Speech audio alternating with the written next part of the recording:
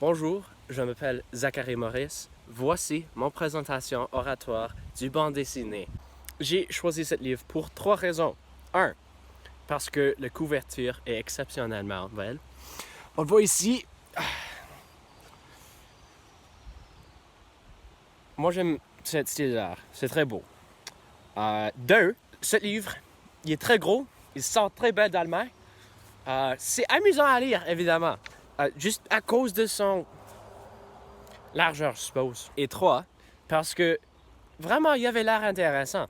Avant le projet, j'avais déjà lu le premier livre, puis celui-ci, c'est le deuxième. On voit ici, géant 2 sur 2. Le géant, ou Giant, c'est un livre en français, puis il y en a en anglais, je sais pas pourquoi. Il est écrit par Michael, puis il est dessiné par Michael. Le groupe ciblé seront probablement les francophones. Vraiment, je pense que Michael visait toutes les personnes capables à lire le livre, donc tous ceux qui pouvaient parler français. L'histoire commence avec des membres de l'équipe de Jacques Jourdan en train de l'y transporter à son chambre. On suit ensuite Marie, un ami de Jacques, en train de l'aider à recouvrir d'un bataille de le livre d'avant. Jacques recouvre et retourne au travail après quelques semaines. On voit ici comment l'équipe de Jacques fonctionne et comment il est respecté. Jacques parle et rit avec ses amis, quelque chose qui est rare pour lui. Pendant cela, on suit un journaliste en train d'essayer de découvrir l'histoire de Jacques Jourdan. Elle sait un peu du passé mystérieux de Jacques et découvre pendant les interviews avec les employés que Jacques essaie de l'oublier. Quand un des employés de Jacques, appelé Rian, tombe à son mort, il est tenu responsable à dire au mari de Rian ce qui est arrivé. Mais quand Jacques découvre que c'est à Marie qu'il doit donner la nouvelle, il doit y penser vraiment.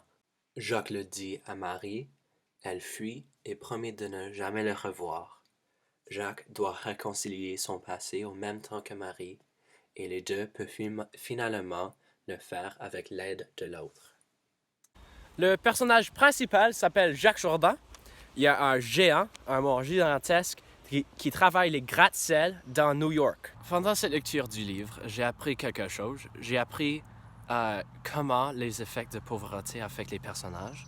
Donc, le géant prend beaucoup de son temps à accueillir de l'argent, puis son équipe travaille très fort pour un somme très petit. Puis, quand on est introduit à de la monnaie, c'est traité comme étant spectaculaire. Nos cultures, le mien et celui de Jacques Jourdan, sont très différents, mais ont aussi beaucoup de similitudes. Les différences sont que la culture de Jacques Jourdan est exceptionnellement pauvre, qu'il fume pas mal tout le temps, et que dans la ville de New York, on voit rarement le forêt, comme il n'y en a vraiment pas de plantes dans le livre. Bon, les similitudes alors, les adultes sont laissés à travailler et ils marchent la plupart du temps pour leur transporter et l'argent y est traité avec un grand respect. La première expression idiomatique, c'est dans la force de l'âge, c'est-à-dire in their youth. On voit celui à page 13, quand Dan essaie à expliquer à Jacques Jourdan son passé. La deuxième expression, c'est « Où diable » ou « What the hell ». On peut voir celui sur page 11. La troisième expression idiomatique, c'est « casser la crotte », c'est-à-dire partager un repas avec la famille. L'aspect positif du livre, c'est qu'il y a vraiment un style d'art incroyable. Comme Michael a pris beaucoup de temps à créer ces pièces d'art.